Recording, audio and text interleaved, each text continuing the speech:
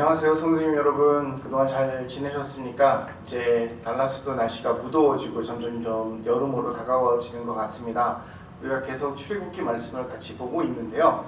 오늘 하나님 주시는 말씀은 창세기 7장 6절에서 24절까지 말씀을 보도록 하겠습니다. 지난주에 5장을 하고 왜 6장을 건너뛰느냐, 6장을 자세히 보시면 알겠지만 6장의 내용은 요셉을 통해서 70명의 가족들이 애굽에 정착을 하죠. 400년 동안 애굽에 살게 됩니다. 그게 이제 12지파로 나누어지면서 그 지파에 있는 부족장들을, 거기 나와 있는 지도자들을 좀 족보처럼 써놨습니다. 그래서 사실은 계속 족보의 이야기, 각 그 지파의 리더들의 이야기가 쓰여져 있는데 스토리가 아니고 이름이 쭉 족보처럼 나열되어 있는 거라 많은 교훈을 찾기 힘들고요. 단순히 6장에서는 우리가 보기에 하나님께서 이스라엘 백성들을 애굽에 정착시키셨고 축복하셔서 많이 번성했고 하나님이 특별한 이름들을, 특별한 사람들을 기억한다라는 내용을 좀 기억하셨으면 좋겠습니다. 성경에 기록되지 않는 정말 많은 인물들이 있겠죠. 많은 이름들이 있을 것입니다. 근데 하나님께서 그럼에도 불구하고 몇몇 사람들은 특별히 보시고 바라보시고 관심을 두고 계시고 또 그들의 이름이 성경책에 기록됐다는 그런 의미가 있습니다. 우리 성도님들도 6장을 통해서는 하나님이 기억해 주시. 사실 이재경 목사님과 제가 이렇게 출애굽기를 하게 된 이유가, 설교를 하게 된 이유가 코로나 바이러스 때문에 정말 어지러운 세상 가운데서 우리가 어떤 마음을 품어야 될지 고민하는 과정에서 우리가 출애굽기를 시작을 했는데요. 이제 몇 주 동안 거의 한 달 넘, 2달을 가까이 출애굽기를 보면서 이제 오늘 처음 재앙에 들어가게 됩니다. 이제 10가지 재앙이 애굽에 내려지는데 그 재앙들의 의미들을 좀 살펴보도록 하겠습니다. 먼저 좀 그 재앙들에 대해서 개론적인 이야기를 먼저 좀 할까 합니다. 재앙은 전부 다 10가지입니다. 근데 그 중에 직접 재앙이 있고 간접 재앙이 있는데, 간접 재앙은 사람들에게, 애굽 사람들에게 직접 하나님이 내리시는 재앙이 아니고 애굽 사람들의 주변과 환경과 자연 이런 것들에게 하나님이 재앙을 내리시는 경우가 있습니다. 그래서 직접 이스라엘 애굽 사람들이 큰 피해를 보는 경우는 많지 않죠. 마지막 장자의 재앙, 애굽 사람 집안의 첫 번째 낳은 아들들에게 내리는 재앙을 제외하고는 다 간접 재앙입니다. 그리고 그 그룹을 5가지로 나눌 수 있습니다. 첫 번째 피화하고 개구리 재앙은 강에 대한 재앙입니다. 그리고 2하고 8위, 세 번째, 네 번째 재앙은 생물에 대한 재앙입니다. 그리고 악질하고 독종은 질병에 관련된 재앙이고요. 우박하고 메뚜기는 자연에 대한 재앙입니다. 그리고 흑암과 장자는 죽음에 대한 재앙입니다. 그러니까 보면은 두 개씩 10가지니까 두 개씩 묶어가지고 5개 그룹을 묶을 수가 있고, 강과 생물과 질병과 자연 그리고 죽음에 관련된 재앙으로 구분을 할 수가 있습니다. 그리고 또 이것들을 보면요, 땅에서 일어난 재앙이 있고 하늘에서 일어난 재앙이 있습니다. 1번에서 5번까지는 땅에서, 나일강에서 그리고 애굽 땅에서 일어난 재앙이 피, 개구리, 이, 파리, 악질, 이 5가지 재앙은 땅에서 일어나는 재앙입니다. 그런데 6번째부터 독종, 우박, 메뚜기, 흑암, 장자는 하늘에서 일어난 재앙입니다. 사실 장자 재앙은 하늘과 땅에서 동시에 일어났다고 부르는 게 맞겠죠. 아무튼 재앙을 구분할 때 하늘에서 일어난 재앙과 땅에서 일어난 재앙이 있다라고 이 정도만 아시고 오늘 말씀을 좀 더 같이 보도록 하겠습니다. 이렇게 10가지 재앙들을 간단하게 소개한 이유는 이게 하나님이 아무 생각 없이 그냥 무계획적으로 마음 내키는 대로 너 미우니까 너 좀 맞아볼래? 하고 이렇게 하나님이 재앙을 내리시는 게 아니라 하나님이 순서에 따라서, 절차에 따라서, 그리고 하나님의 계획과 하나님의 깊이 있는 그런 세밀한 계획과 의도를 가지고 애굽 사람들한테 재앙을 내리는 걸 볼 수 있기 때문입니다. 그래서 6장은 뛰어넘고요. 오늘 말씀 보도록 하겠습니다. 7장 6절입니다. 모세와 아론이 여호와께서 자기에게 명하신 대로 행하였더라. 모든 것들이 다 하나님이 행하신 대로 모세와 아론이 행하는 겁니다. 7절에 그들이 바로에게 말할 때 모세는 80세였고 아론은 83세였다. 3살, 아론이 모세보다 3살 많은 형이에요. 이렇게 나이를 나눕니다. 제가 전에도 한번 말씀드렸지만 나일강에 버려졌던 모세가 애굽에서 자라는 기간이 40년, 그리고 광야에서 미디안 광야에서 양치기로 목동으로 지난 시간이 40년. 그래서 이제 80세가 되는 거예요. 그 80세에서 광야를 건너가는 시간 40년. 애굽 땅을 벗어나서 이스라엘을 바라보기에, 이스라엘 들어가기 직전에서 모세가 이제 하나님 앞에 부름을 받죠. 그 기간이 40년. 그럼 모세는 전 몇 살 살았다? 120년 살았다. 8절입니다. 여호와께서 모세와 아론에게 말씀하여 이르시되, 9절, 바로가 너희에게 이르기를 너희는 이적을 보이라 하거든 너는 아론에게 말하기를 너의 지팡이를 들어서 바로 앞에 던지라 하라. 그것이 뱀이 되리라. 10절, 모세와 아론이 바로에게 가서 여호와께서 행하신 대로 행하여 아론이 바로와 그 신하 앞에서 지팡이를 던지니 뱀이 된지라. 하나님께서 모세에게 세밀하게 어떻게 할 것들을, 바로에게 어떻게 할 것들을 가르쳐 주시죠. 분명히 이스라엘 백성들이 가나안 땅에 가도록 하게 해서 그곳에서 사실 이제 3일길을 가서 우리가 하나님을 예배하게 하겠다라는 그런 얘기를 하는데, 그냥 이제 이적을 행하라. 네가 하나님이 보냈는지 안 보냈는지 증거를 보여봐라. 분명히 이렇게 얘기를 할 겁니다. 그러니까 우리가 보면은 모세가 이렇게 딱 던지면은 만화 같은데, 애니메이션 같은데 좀 잘못된 게, 모세가 사실 지팡이를 던지거든요. 그 던진 지팡이가 뱀이 되죠. 근데 사실은 모세가 지팡이가 아니라 모세의 형 아론이 바로의 앞에 지팡이를 던집니다. 잘 보세요. 아론이 바로 앞에 뱀을 던지는 겁니다. 11절에 보니까요, 바로도 현인들과 마술사를 부르매 그 애굽 마술사들, 요술사들도 그들의 요술로 그와 같이 행하되. 어떻게 했는지는 모르겠어요. 근데 바로가 현인들과 마술사를 부릅니다. 근데 그들도 똑같이 지팡이를 던지니까 그 지팡이가 뱀이 되는 겁니다. 재밌죠? 뱀이 됐습니다. 그런데 12절에 보면 각 사람이 지팡이를 던짐에 뱀이 되었으나 아론의 지팡이가 그들의 지팡이를 삼키니라. 어떻게 했는지는 모르겠어요. 속임수를 썼는지 진짜 요술을 부렸는지 뭐 매직을 했는지 모르겠지만 애굽의 요술사들도 지팡이를 던지니까 뱀이 됐습니다. 그런데 아론의 지팡이가, 그러니까 아론이 던진 지팡이가 된 뱀이 그 요술사들이, 마술사들이 만든 뱀을 다 삼켜버립니다. 하나님이 더 강하다, 하나님이 더 능력이 있다는 걸 보여주고 있죠. 그러나 바로의 마음이 완악하여 13절입니다. 그들의 말을 듣지 아니하니 여호와의 말씀과 같았더라. 여기 자세히 보실 거, 여호와의 말씀과 같았더라. 하나님이 그렇게 하시면 아론이 이렇게 딱 던졌을 때 지팡이가 뱀이 싹 되고, 그 지팡이가 변한 뱀이 물술사들의 뱀을 다 삼켜버리고, 이런 거 보고 바로가 그래, 하나님 너희도 보내셨구나, 보내줄게, 한 방에 이렇게 하는 게 아니라 그들의 바로의 마음이 완악하여라는 말이 반복됩니다. 바로의 마음이 완악하여, 바로의 마음이 완악하여, 계속 반복이 돼요. 그래서 14절에 보니까 여호와께서 모세에게 이르시되 바로의 마음이 완강하여 백성 보내기를 거절하는도다. 그래서 15절에 아침에 너는 바로에게로 가라. 보라, 그가 물이 있는 곳으로 나오리니 너는 나일강가에 서서 그들을 맞으며 그 뱀이 되었던 지팡이를 손에 잡고. 사실 지팡이가 뱀이 되는 건 재앙이 아니에요. 그냥 기적일 뿐이지. 그리고 후배는 어떤 손이 문둥병이 걸렸다가 다시 손에 넣었다 뺐을 때 문둥병이 없어지는 것도 사실은 재앙이 아니에요. 여기서부터는 하나님의 경고예요. 하나님이 큰 일을 행하시기 전에 항상 하나님께서는 우리에게 어떤 사인들을 보내십니다. 우리가 알아들을 수 있게끔, 우리가 이해할 수 있을 만큼 하나님 분명한 사인들을 보여주세요. 근데 우리들은 뭡니까? 그 사인들을 무시하는 거예요. 우리가 말씀 가운데, 찬양 가운데 우리가 은혜를 받으면서 기도 가운데 우리가 마음이 불붙듯이 뜨거워지고 마음에 확신이 생기고, 이런 것 통해서 하나님 우리에게 말씀하세요. 우리를 깨닫게 하세요. 사인을 보여주세요. 그리고 또 상황과 조건들을 하나님의 방향으로 흘러가게 하심으로 하나님께서 우리에게 하나님 원하시는 일들을 보여주세요. 근데 바로도 마찬가지고 우리도 마찬가지고 항상 그 사인들을 무시하는 그런 경향이 있죠. 저도 그렇고 여러분도 그렇고, 우리가 그렇게 순종하고 훈련되는 마음이 있으면 얼마나 좋겠습니까? 바로도 그렇습니다.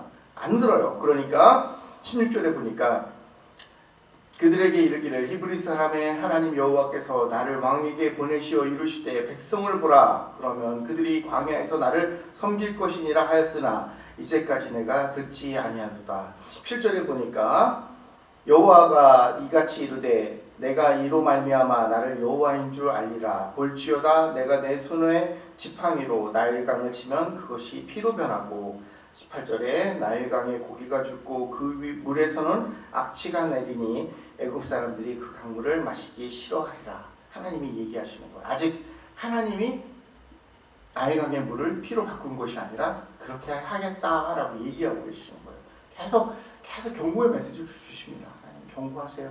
계속 우리가 알아들을 수 있도록, 우리가 이해할 수 있도록 계속 말씀하세요. 어떻게 됩니까? 하나님 그 경고들의 목적은 무엇입니까? 17절에 보면은 나를 여호와인 줄 알리라. 나를 여호와인 줄 알리라.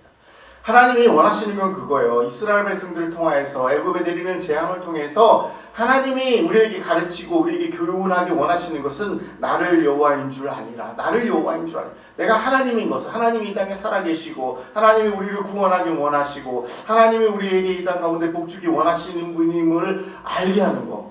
나를 여호와인 줄 아냐? 여호와 하나님이 어떤 분인지, 여호와 하나님이 어떤 분인지 알게 하는 게 하나님의 목적입니다. 하나님이 우리를 징계하시고 재앙을 내리시고 우리를 힘들게 하시고 우리를 고난 가운데 이끄셔가지고 우리가 폭삭 망해버리고 우리가 절망 가운데, 우리가 완전히 실패한 인생 가운데 사는 것이 목적이 아니라 나를 여호와인 줄 아니라 하나님이 하나님 되심을 알게 하는 것이 하나님의 목적이에요.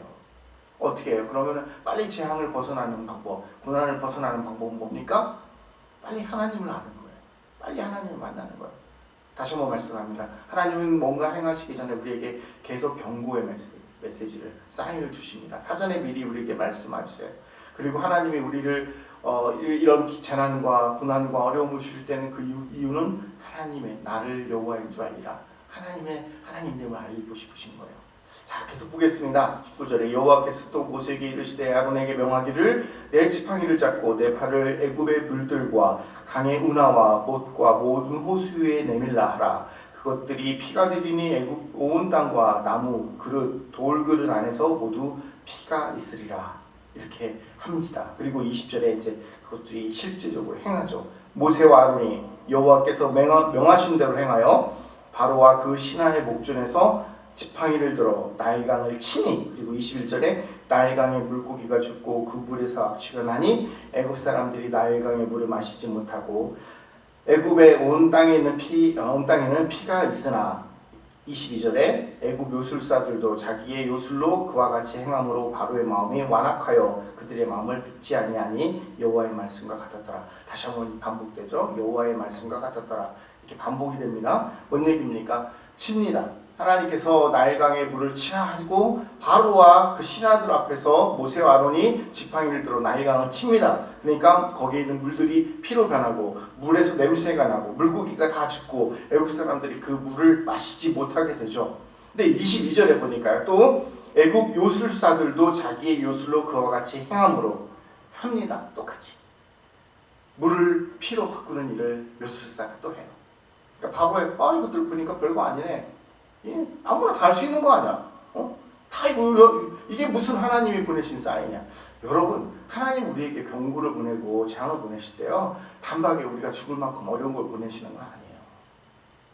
차츰 세상도 할 수 있는 것들, 이런 것들로 우리를 보여주세요. 그러니까 우리가 뭐예요? 마취가 되는 거죠. 마취.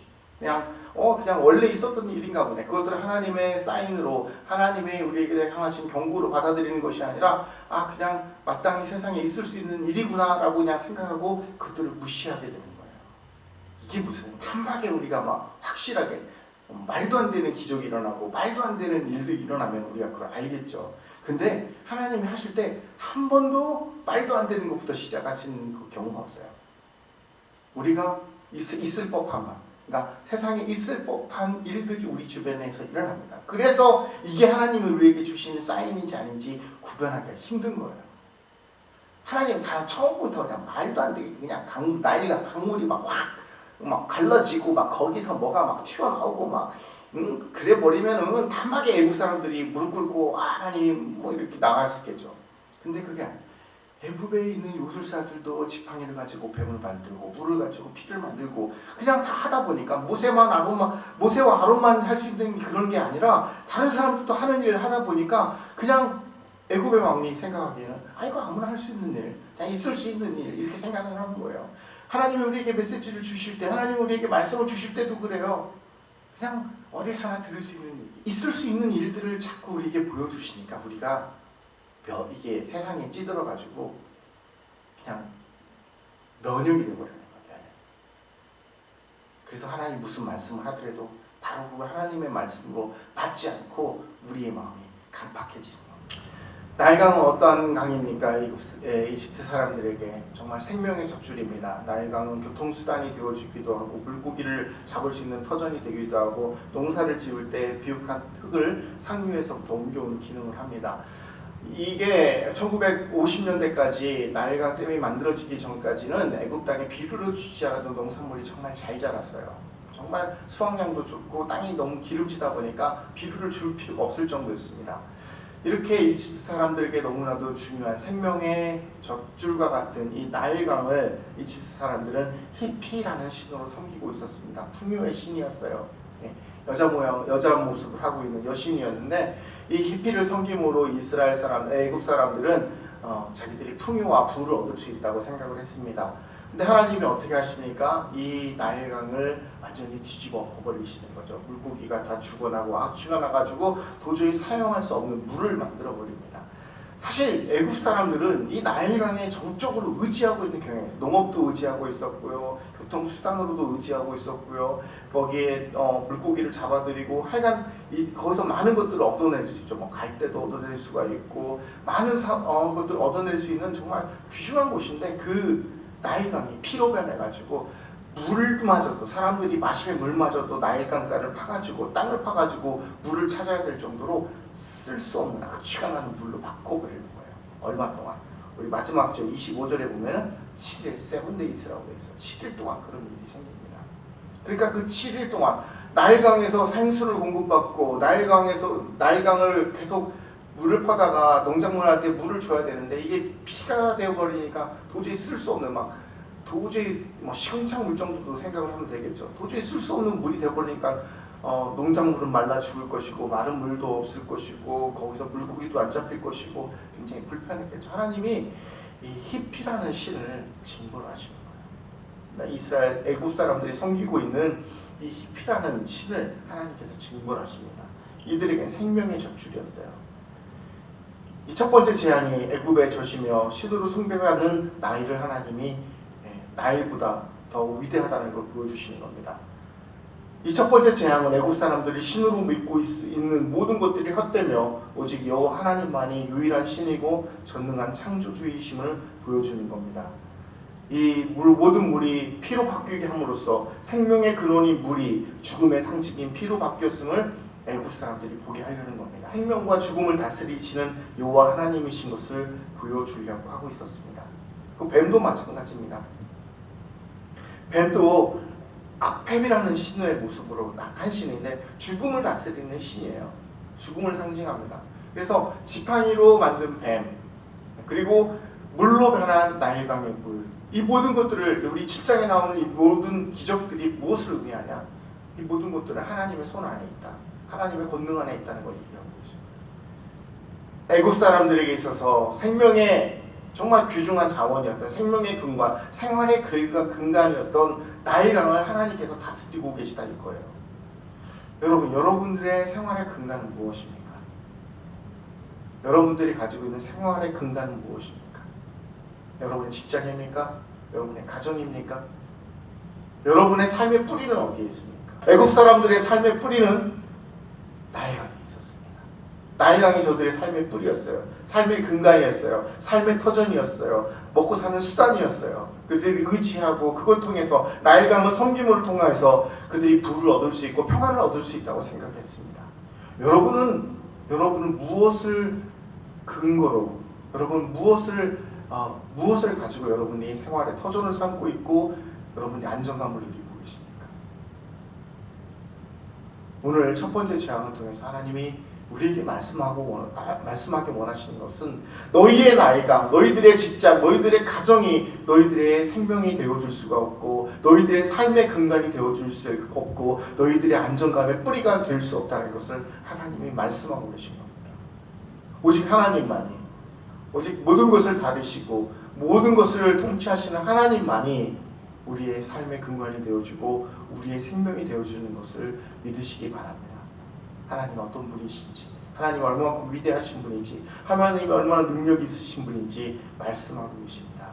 사랑하는 여러분, 하나님은 어떤 일을 행하실 때 그냥 경고 없이 메시지 없이 우리에게 어떤 일을 하지 않으십니다. 이 코로나 바이러스도 그렇고요. 하나님이 우리에게 말씀하시는 분명한 메시지가 있을 줄 믿습니다.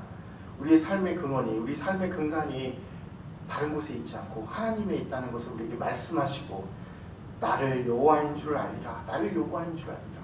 오늘 이 시간을 통해서 저와 여러분이 하나님이 여호와인 줄 아는 시간 되기를 주님의 이름으로 축원합니다. 하나님 말씀하실 때 하나님이 이 세상에 있을 법한 일들로 하나님이 우리에게 말씀하실 때 우리가 그냥 흘겨듣는 것이 아니라 그냥 지나치는 것이 아니라 바로의 말처럼 그냥 마음에 관심을 두지 않는 것이 아니라 우리가 우리에게 주어지는 메시지, 우리에게 주어지는 감동을 통하여서 더 하나님을 알고 하나님의 때를 대비할 수 있는 저와 여러분 되기를 원합니다. 우리의 삶의 근간이 나일강에 있지 않습니다. 우리의 삶의 근원이 나일강에 있지 않습니다.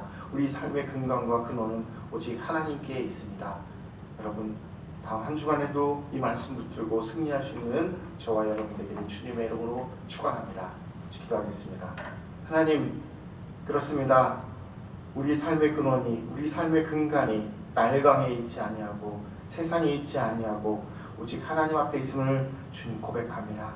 주님 기억하시고 저희들을 붙들어 주셔서 우리가 하나님 여호와를 알 수 있는 하나님의 자녀들 되게 도와주시옵소서. 하나님 우리에게 말씀하실 때 우리가 깨달아 알게 하시고 하나님 우리에게 보여주실 때 하나님 보여주시는 것들 기쁜 마음으로 다 받아들이고 하나님 우리가 그것들에 관심을 둘 수 있는 하나님 우리 성도들 되게 축복하여 주시옵소서.